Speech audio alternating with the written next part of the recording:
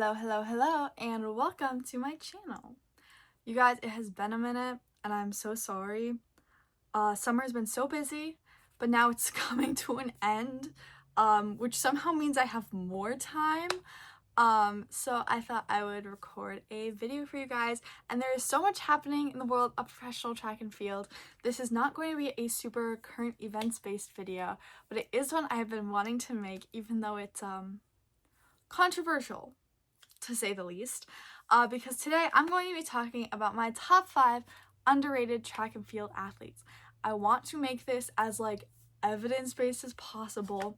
I have notes because I cannot memorize people's PRs and years and medal totals, and some people can do that and they can just spit it out off the top of their head, and I just look at them and I'm like, I don't even know how they do that. I'm also a huge hockey fan. Those are my things, running, hockey. And, I could not name more than, the last 5 Stanley Cup champions. Also, I know, I'm repping the Kings today.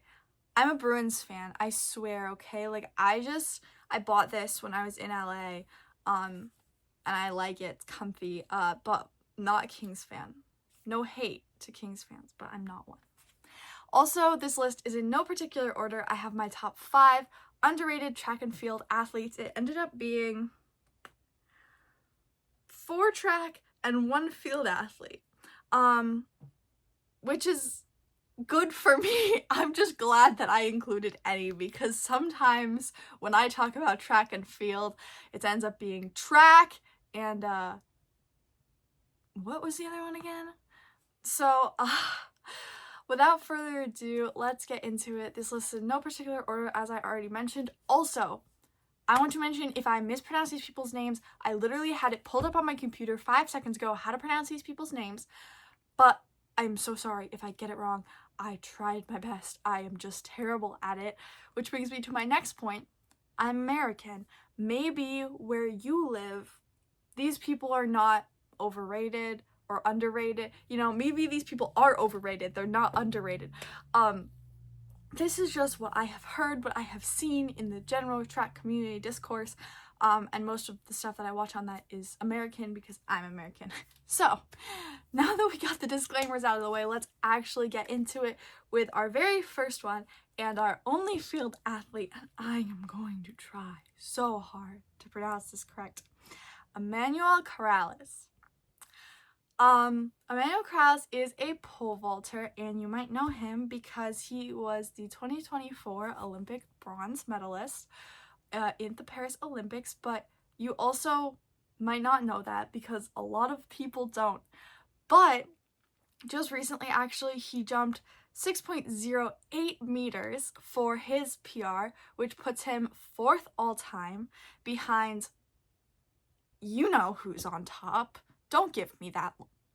Mondo Duplantis, behind Mondo Duplantis, Laval, and Bobka. Sergei Bobka. There we go. Those are the 4 that are in front of him. Which, side note, this is a tangent, and I'm sorry. Did you know Laval is still competing? He just competed in Celestia, also butchering that. He just competed today. And I was like, he's 38. I retired from pole vaulting when I was 13. It's a foreign concept to me. Anyways, Emmanuel Corrales, he jumped 6.08 meters. That's literally insane. And he also has a 6.05 meter indoor PR. So he has solid backing to this. He's an incredible jumper. And he's also a 2-time world indoor medalist with a bronze in 2024 and a silver in 2025.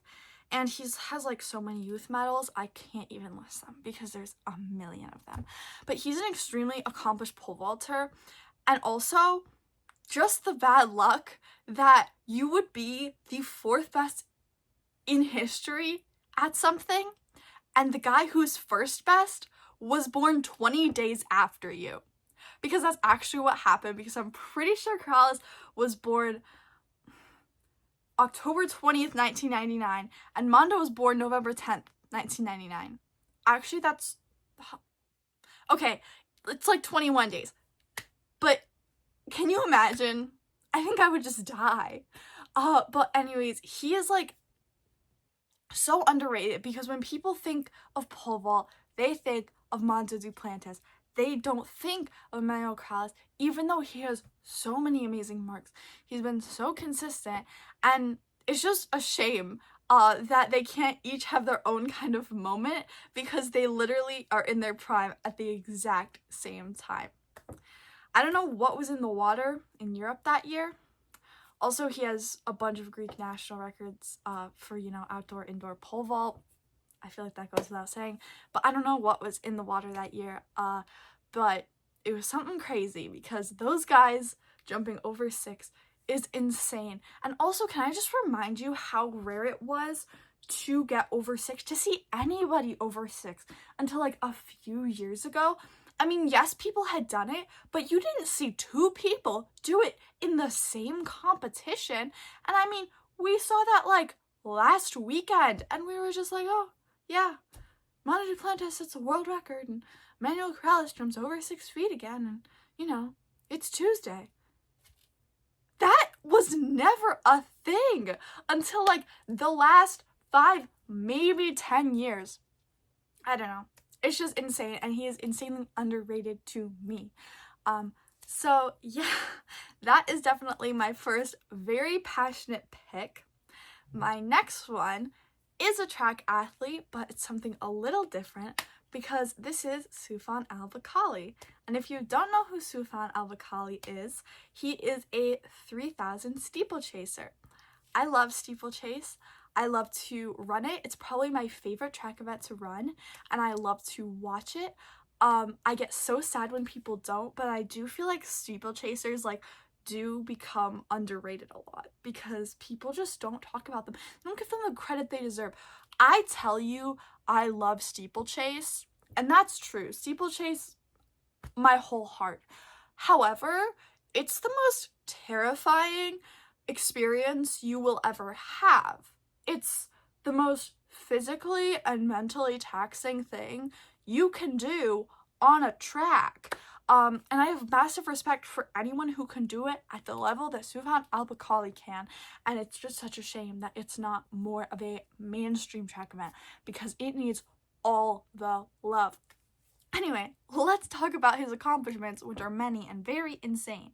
He has a steeplechase PR of 7:56, which is 9th all time and makes him one of only 13 men who have ever gone sub 8 minutes in the 3K steeplechase. He's also the 2-time Olympic gold medalist in Tokyo and in Paris, both in incredible fashions in like the roughest, toughest of races. Those 2 Olympic steeplechases, I never get tired of watching them. Just action, action, action. They were 2 amazing wins. He's also the 2-time world champion from 2022 and 2023. So basically, he won a gold in Tokyo in 2021.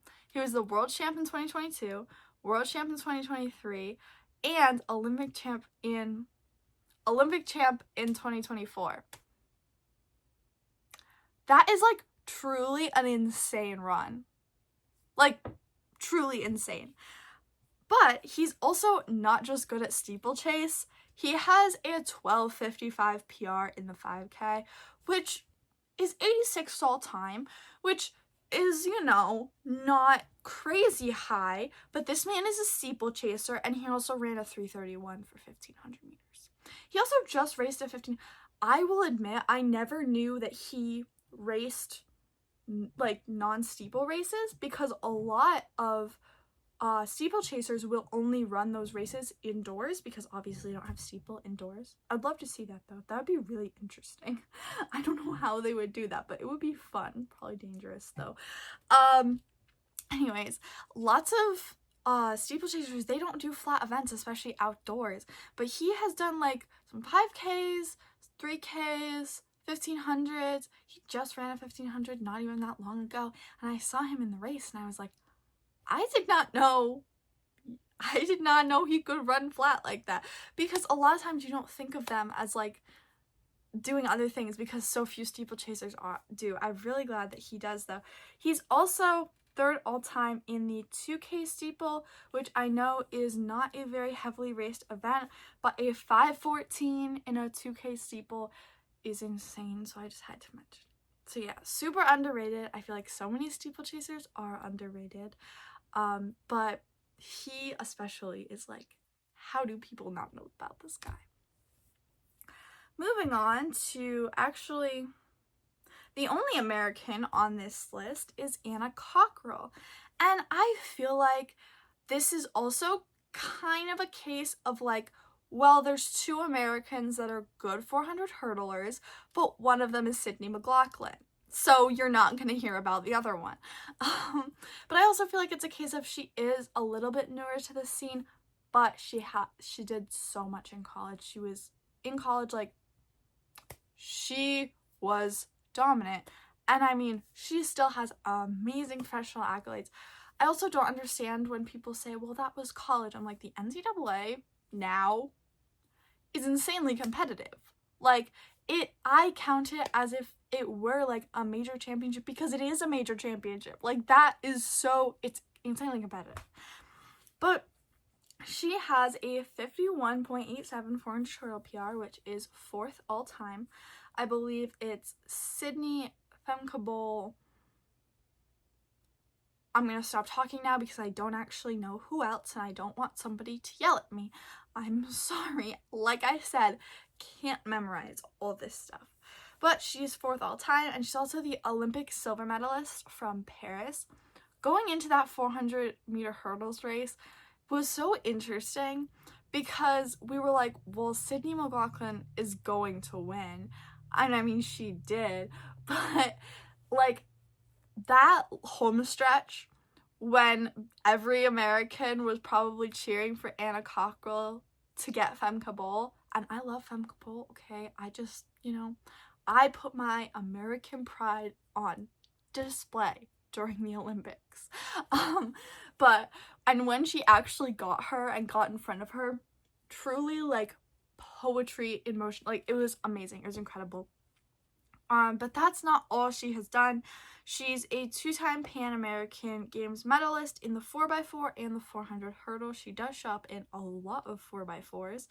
She's also the 2021 NCAA champion in the 400-meter hurdles and the 100-meter hurdles. She literally swept the hurdles, that's insane.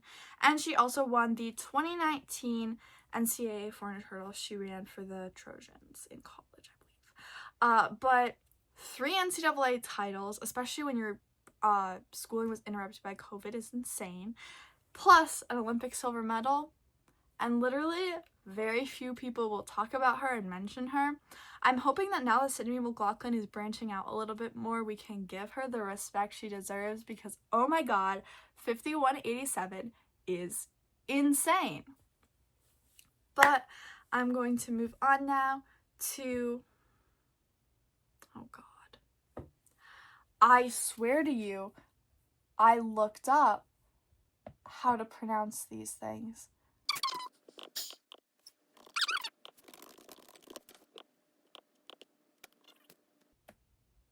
Akane Simbine. You heard the man. Akane Simbine. I'm sorry. I'm not good at this. Anyways, Akane Simbine is the sprinter of this list. I'm sorry there aren't very many, but I tried. There's not that many because sprinting is one of like the most popular part of track and field, but Akane Simbine, he is the South African national record holder in the 100. He ran a 9:82, which is also 18th all time, and he's also an Olympic silver medalist in the 4x1 from Paris. Also, people who say relay accolades don't count, shut up. They definitely do. I will count them until the day that I die. He's also so incredibly consistent in making world and area championship finals. He's always making them, and he also has so many 4th and 5th place finishes at these world championships and area championships. But he also has a lot of medals, especially at different area championships. Like, his medal page it's extremely long. He is accomplished. And also he has the area relay records, or he helped to get the area relay records in the 4x100 and 4x200. And nobody really talks about him. He also, like I said, is incredibly consistent, not just at championships, but also on the Diamond League. You can always count on him being a factor in a race. And the fact that people don't talk about that more is kind of insane to me. Moving on to our final underrated track star. I said these weren't in order, but this one is probably number one for me. I feel very passionately about this, and you will see why momentarily. Also, once again, I want to emphasize that I am American, because I'm pretty sure this person is not underrated where in Europe. Okay, it's Nadia Battecladi. We're talking about Nadia Battecladi. I'm pretty sure in Europe, everybody knows, at least track fans know about Nadia Battecladi, especially in Italy, but Americans don't really talk about her at all. And I think it's because a lot of Americans don't follow European circuits, but she is incredible. I love European cross country. I love European championships. I love European road running championships. I watch them all. I love them all. And she is always dominating at every single one. Her kind of crowning achievement is her 14:23.5 kpr, which is an Italian national record and 33rd all time. You might be saying, well, that's not like super high on the list. Just you wait. She's also the national record holder in both the indoor and the outdoor 3K, and she has a 14:32.5 kpr on the roads, which is 13th all time. Nadia Battecladi she can run on anything, truly. Put her on the moon, she could probably run there. Literally anything. Which brings me to the next thing, because she is the very first person, I believe, to hold a European title on all three surfaces at once. A cross-country title, a road title, and a track title, all at the same time. Insane. She is also the Olympic silver medalist from Paris in the 10,000. Real ones will know when, I don't remember who, they were going to disqualify one of the medalists out of the 5K, and so she would have gotten a bronze. But then they didn't disqualify them, and she was 4th. I remember that so vividly because it made me so sad. But then she got her silver, so all's well that ends well.